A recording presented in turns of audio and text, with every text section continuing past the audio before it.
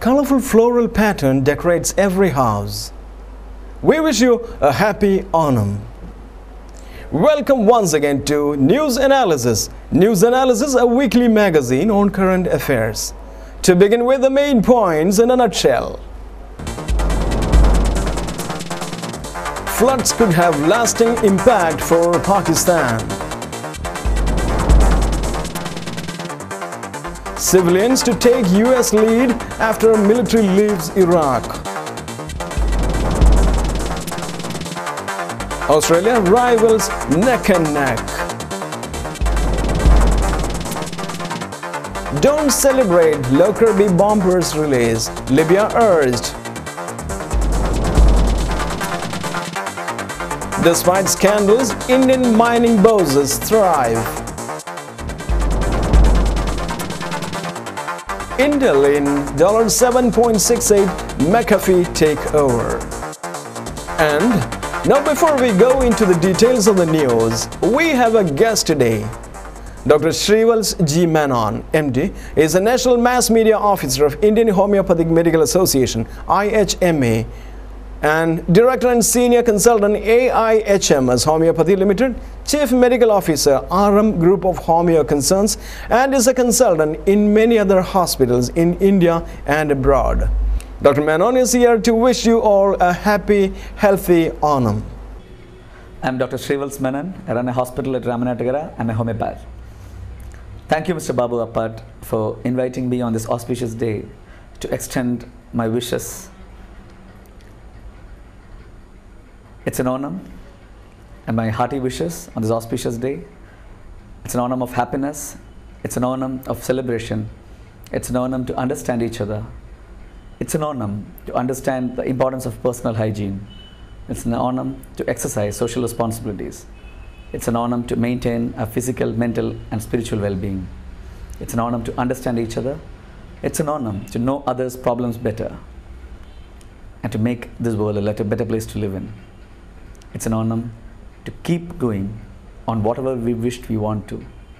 It's an Onam to take resolutions. And finally, it's a warm welcome to all of you. Thank you. And now the news in detail. Floods could have lasting impact for Pakistan. Even as the government and the international relief workers struggle to get food and clean water to millions of flood-stricken Pakistanis, concerns are growing about the enduring toll of disaster on the nation's overall economy, food supply and political stability. More rain fell on Monday, adding to the worst flooding in memory and confronting Pakistan with a complex array of challenges, government and relief officials warned. Though they range over the immediate, medium and long term, nearly all need to be addressed urgently.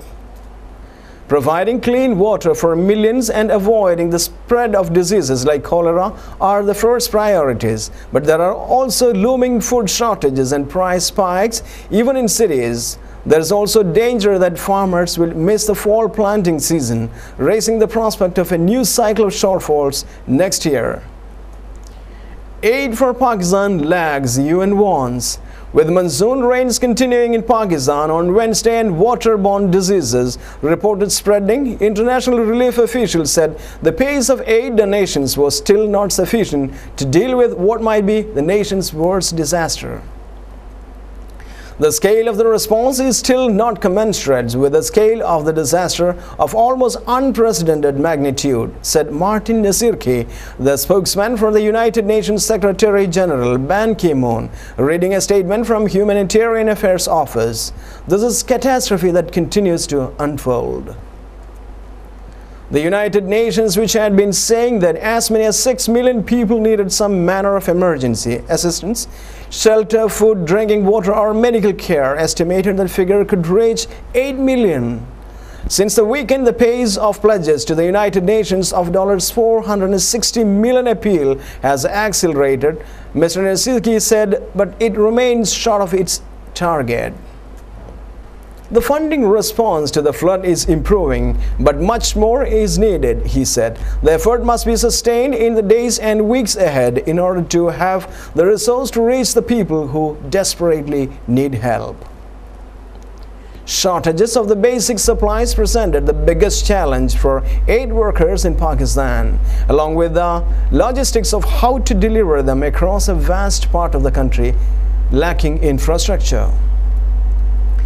The World Health Organization said Wednesday that of the more than 15 million people the floods are estimated to have affected, only 1.2 million had access to safe water supplies.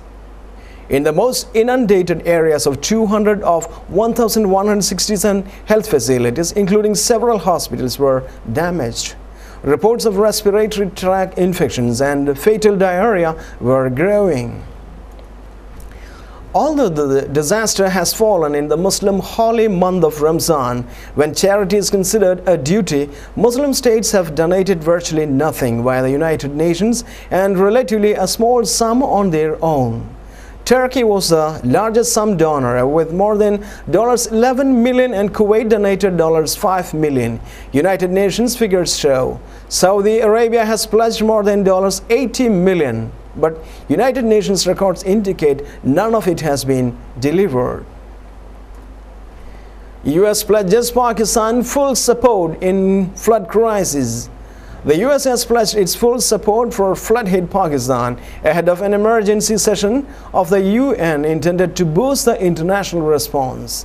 The US Special Envoy to the region, Richard Holbrooke, told the BBC that the US was doing more than any other nation to help Pakistan. More than 4 million people have no shelter and millions more need immediate assistance, the UN says.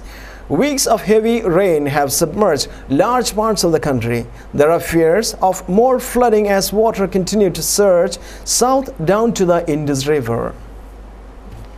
Speaking in New York, Mr. Holbrooke said the US had been the first country to offer help to Pakistan in the early days of the crisis.